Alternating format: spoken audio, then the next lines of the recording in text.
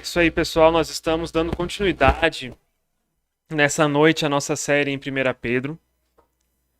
Nós já tivemos algumas semanas em que nós meditamos nesse texto de hoje.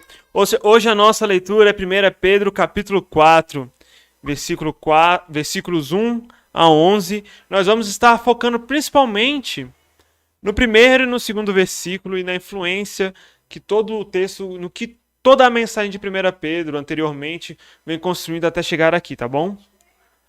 Senhor Deus, nós te pedimos, Pai, que o Senhor fale conosco neste momento.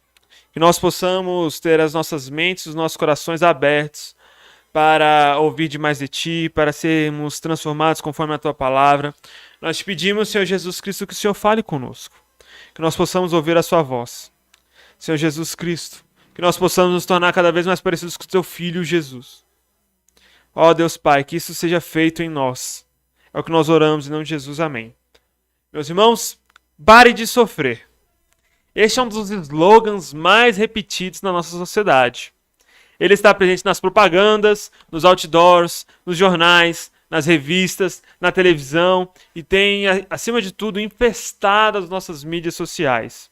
Desde exortações vindas de coachings, afirmando que nós temos que calar as nossas emoções negativas e não deixar que crenças limitadoras te impeçam de crescer e se tornar um ser humano melhor. E normalmente se tornar um ser humano melhor sempre diz respeito ou a você se tornar alguém que tem mais dinheiro ou se tornar mais atraente, ou até mesmo as duas coisas. Mas dificilmente vai muito além disso. Pare de sofrer é uma proposta que nós vemos em todos os lugares da nossa sociedade. Talvez com títulos um pouco diferentes, mas pare de sofrer é a proposta que nós constantemente ouvimos. Até mesmo no ambiente religioso, é comum nós nos depararmos com esse slogan, pare de sofrer. Diversas comunidades religiosas, principalmente cristãs, elas podem ser encontradas declarando por aí que elas possuem a solução para o fim do seu sofrimento.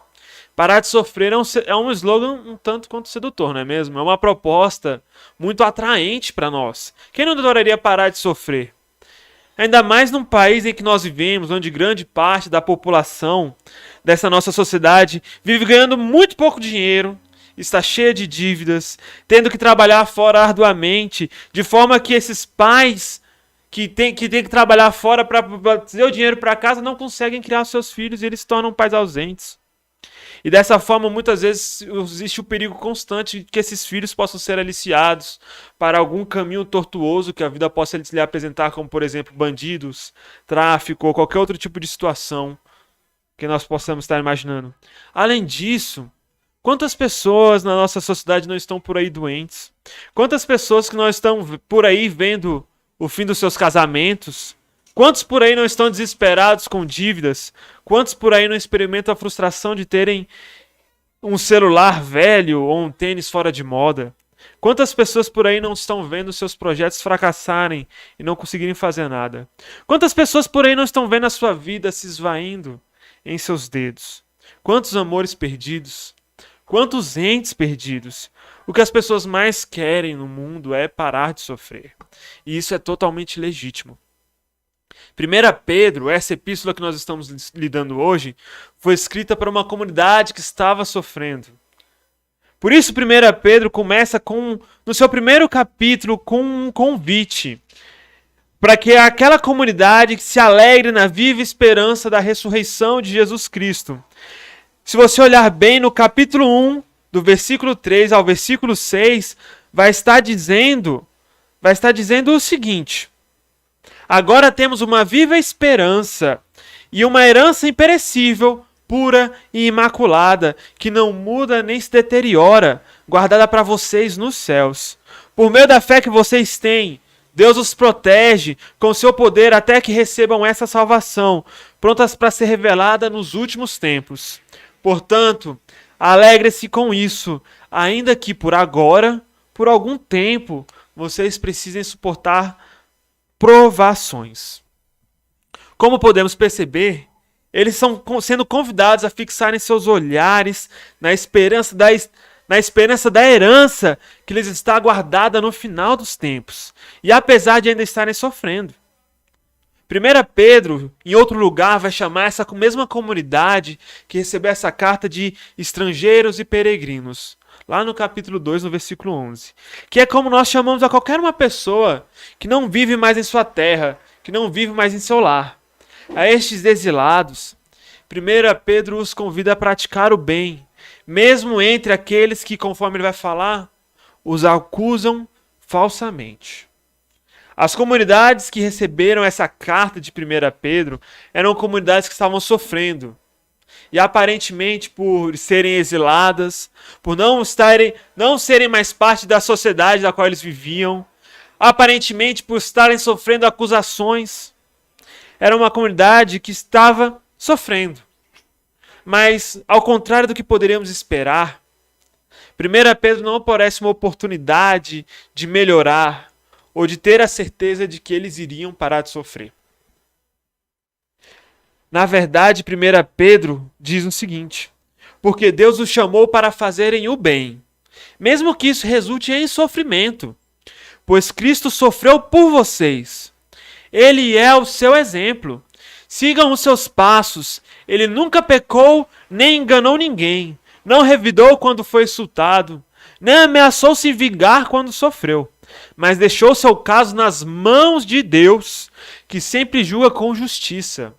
Ele mesmo carregou os nossos pecados em seu corpo na cruz, a fim de que morrêssemos para o pecado, vivêssemos para a justiça. Por suas feridas somos curados. Vocês eram ovelhas desgarradas, mas agora voltaram-se para o pastor, o bispo das suas almas. 1 Pedro capítulo 2, versículos 21 a 25. Qual a mensagem, então, que 1 Pedro tem para aqueles que estão sofrendo?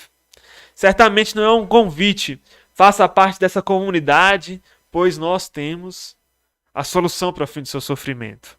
A mensagem de 1 Pedro para quem sofre é essa: o nosso Deus em Jesus Cristo se tornou um Deus que sofre também. Em Jesus Cristo, Deus conheceu e experimentou o sofrimento. Por causa de Jesus Cristo, Deus sabe o que é sofrer. Ele sabe o que você está passando. Ele passou isso também. E Jesus Cristo, o Deus que sofreu de maneira injusta, por causa do seu sofrimento, ele se tornou vitorioso. E essa foi a mensagem que nós lemos na semana passada. Pois Cristo também sofreu por nossos pecados de uma vez por todas. Embora nunca tenha pecado, morreu pelos pecadores a fim de conduzi-los a Deus. Sofreu morte física, mas foi ressuscitado pelo Espírito. Agora Cristo foi para o céu e está sentado no lugar de honra à direita de Deus. E todos os anjos, autoridades e poderes se sujeitam a ele. Capítulo 3, versículos 18 e versículos 22. Aquele que sofreu se tornou Senhor sobre todas as coisas, tanto no céu quanto na terra. E aquele que sofreu, Jesus, é o nosso modelo. 1 Pedro tem uma proposta, é saber como viver no sofrimento. Aprender a sofrer da melhor maneira possível, nós poderíamos dizer. Essas comunidades são convidadas, então, no capítulo 4, no primeiro versículo, a se armarem, a sacarem armas, a usarem armas para si. E se você olhar bem no primeiro versículo, fala: dado que Cristo sofreu na carne, vocês também devem armar-se com esta convicção. Quem sofreu na carne, rompeu com o pecado. A arma que 1 Pedro, capítulo 4, diz que o cristão tem que se armar é a mesma convicção, o mesmo pensamento de Jesus Cristo. Essa não é a primeira vez que o Novo Testamento vem falar para um cristão que ele deve aprender a pensar da mesma forma como Jesus. Afinal de contas, nós conhecemos Filipenses 2, 5 a 11, em que diz o seguinte: tendes em vós mesmos o mesmo sentimento que houve em Cristo Jesus, que, existindo em forma de Deus, não considerou o fato de ser igual a Deus algo ao qual devesse se apegar, mas pelo contrário, esvaziou-se a si mesmo, assumindo a forma de servo e fazendo-se semelhante aos homens. Assim, na forma de servo, humilhou-se a si mesmo, sendo obediente até a morte, e morte de cruz. Por isso Deus também o exaltou com soberania e lhe deu o nome que está acima de qualquer outro nome, para que ao nome de Jesus se dobre todo o joelho, os que estão nos céus, na terra e debaixo da terra, e toda língua confesse que Jesus Cristo é o Senhor, para a glória de Deus Pai. Aqui em 1 Pedro, esse pensamento é descrito como uma arma. Esta é a arma que os cristãos devem empunhar. O pensamento e o sentimento que Jesus teve perante o sofrimento. Essa é a arma que nós devemos ter para nos defender no momento difícil. O sentimento, o pensamento de Jesus, o exemplo de Jesus. E armados desse pensamento, assim como Cristo sofreu na carne e agora ele está livre do pecado, o cristão também pode se ver livre do pecado. Dessa forma, armados com o mesmo pensamento de Jesus Cristo, para que, como ele vem falar no versículo 2, para que, no tempo em que ainda vos resta na carne, não continueis a viver para os desejos dos homens, mas viver para a vontade de Deus. Porque basta que no tempo passado tenhais cumprido a vontade dos gentios, andando em libertinagem, prazeres, embriaguez, orgias, bebedeiras e idolatrias repulsivas. Eles acham estranho que não vos junteis a eles na mesma carreira desenfreada de licenciosidade e vos difamam. Se vocês observarem bem, um dos vários motivos pelos quais os cristãos estavam sofrendo perseguição era eles terem deixado de viver a vida como todas as outras pessoas da sua sociedade. Eles abandonaram o estilo de vida romano. Eles abandonaram o estilo de vida grego que aquelas pessoas viviam. No tempo passado, os membros dessa sociedade viviam de acordo com esses padrões. E, meus irmãos, nós não devemos imaginar que o que 1 Pedro está contrastando são com aquelas pessoas que realmente eram malfeitores e pessoas ruins, que nós poderemos dizer, daquela sociedade. Não era contra os maus cidadãos. O contraste que 1 Pedro estabelece com o mundo não é com aquelas pessoas que não são exemplares do mundo. O contraste que é feito aqui é com os bons cidadãos romanos.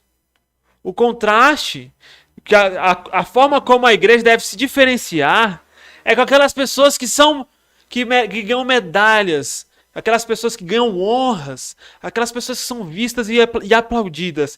Este sim é um homem de honra. Mas é a essas pessoas que 1 Pedro está dirigindo o seu exemplo. Por exemplo, nós podemos imaginar, se 1 Pedro tivesse sido escrita para a igreja brasileira, ela não faria um contraste com bandidos, ou então com pessoas que nós da sociedade brasileira costumeiramente olhamos. Olha só aqueles jovens, a vida que eles levam, olha as coisas que eles fazem. O contraste não é com aquela pessoa que a gente tem certeza, não, aquela pessoa realmente vive uma vida de perdição. O contraste aqui, por mais que a linguagem possa parecer chocante, mas o contraste que 1 Pedro faz é justamente com um bom cidadão de Roma. Se ele estivesse escrevendo para a sociedade brasileira, essa crítica aqui estaria sendo para aquela pessoa que vive a vida como qualquer brasileiro vive. Às vezes comete um delito aqui e ali, mas no geral é um bom brasileiro. Mas essa, na visão de 1 Pedro, é uma vida da qual aquelas pessoas deveriam abandonar. Não era para famílias disfuncionais ou que tinham pessoas que com certeza tinham um mau comportamento, não. A crítica aqui é para pessoas que, na visão daquele mundo, tinham um bom comportamento. É por isso que eles são considerados estrangeiros, porque eles já não fazem mais parte daquela sociedade. Agora eles são estrangeiros e peregrinos, eles vivem como exilados. E não é que significa que eles tenham sido expulsos daquela terra, mas que agora eles ganharam uma nova cidadania. Eles ganharam a cidadania dos céus, a cidadania do reino de Deus. Agora eles fazem parte da comunidade do ressuscitado. Por isso, eles acham estranho aquelas pessoas que ficaram para trás, da qual eles deixaram de fazer parte. Eles acham estranho que eles não se juntais na mesma carreira desenfreada de licenciosidade e vos difamam. Eles difamam essas pessoas da igreja. E por isso que Pedro continua. Eles terão de prestar conta àqueles que está pronto para julgar os vivos e os mortos. Pois é por isso que o evangelho foi pregado também aos mortos, para que, embora julgados segundo os homens quando na carne, vivam segundo Deus pelo Espírito. Um autor sugere que nós devemos fazer o exercício de nos colocar no lugar daquelas famílias que foram deixadas por aquelas pessoas que passaram a se tornar cristãos. Esses membros, elas olhavam para esses membros que passaram a se tornar cristãos e viam que eram membros que romperam com as tradições ancestrais, que eles viviam há milênios atrás de uma fé que acabou de nascer. O que mostrava uma enorme falta de responsabilidade e consideração pela sua própria família. Os cristãos abandonavam essas práticas ancestrais que eram transmitidas talvez até mesmo de dias imemoriais, seguindo uma nova religião que tinha acabado de surgir com Jesus Cristo. A certeza de que a religião cristã era a única e a sua arrogante recusa de oferecer incenso a qualquer outro deus, sejam os deuses pagãos ou ao imperador, era vista como algo que causava profundas feridas na sensibilidade pública da sociedade. Esse tipo de atitude que não era considerada natural, era considerada uma grande ingratidão para com os deuses e levou muitos cristãos do passado a serem chamados de ateus. Por causa desse ateísmo, tantos e tantos cristãos foram perseguidos, difamados, por causa do, entre aspas, do seu mau comportamento. Mas um comportamento que na visão de Deus é o verdadeiro comportamento que você deveria ter. E por isso eles estavam sofrendo. Por isso eles estavam sendo perseguidos. Em meio a esse sofrimento, então, eles são chamados a confiar no Deus que vai julgar a causa deles. Eles devem confiar no julgamento divino que ainda há de vir. E se eles estão sendo condenados publicamente por adorarem somente Deus vivo, 1 Pedro quer que eles tenham certeza de que o Deus vivo vai demonstrar que essa condenação é injusta e que eles estão corretos o tempo inteiro. E, meus irmãos, 1 Pedro não é um texto que afirma que o sofrimento é algo bom. Não é um texto que fala que nós devemos desejar sofrer. Nós devemos buscar formas de trazer o sofrimento para nós mesmos. Mas o que 1 Pedro quer que nós tenhamos é a certeza de que nós tenhamos uma visão correta sobre o sofrimento. Primeiramente, Jesus sofreu. Por meio do sofrimento de Jesus, a nossa salvação se tornou capaz. O sofrimento de Jesus é o nosso modelo. E nós devemos aprender a imitar os passos de Jesus quando nós sofremos também. E se nós estamos sofrendo, nós devemos nos armar com o pensamento de Jesus Cristo. Nós devemos usar o pensamento de Jesus Cristo como uma arma. E acima de tudo, nós temos que confiar que se nós estamos sofrendo pelo motivo injusto, isso se dá porque um dia Deus vai trazer a verdadeira justiça no mundo. E nós devemos esperar. Nós devemos colocar o nosso coração nisso. Infelizmente, 1 Pedro não vem com uma promessa, pare de sofrer. Mas 1 Pedro vem nos ensinar como sofrer corretamente. E acima de tudo, se o sofrimento for realmente por uma causa correta. Ou como o apóstolo Paulo fala em Romanos capítulo 5, versículos 3 a 5, que também nos fala um pouco sobre o papel do sofrimento. Pelo sofrimento na vida do cristão, também nos alegramos ao enfrentar dificuldades e provações, pois sabemos que contribuem para desenvolvermos a perseverança. E a perseverança produz um caráter aprovado. E o caráter aprovado fortalece a nossa esperança. E essa esperança não nos decepcionará, pois sabemos o quanto Deus nos ama, uma vez que Ele nos deu o Espírito Santo para encher o nosso coração com seu amor. Romanos capítulo 5, 3 a 5. Que a mão do Senhor Deus Todo-Poderoso, possa nos preservar de todo mal, de todo sofrimento. Mas que se por algum acaso nós passarmos por essa situação, que nós possamos ter um caráter aprovado. Amém. Essa é a mensagem que nós temos para hoje.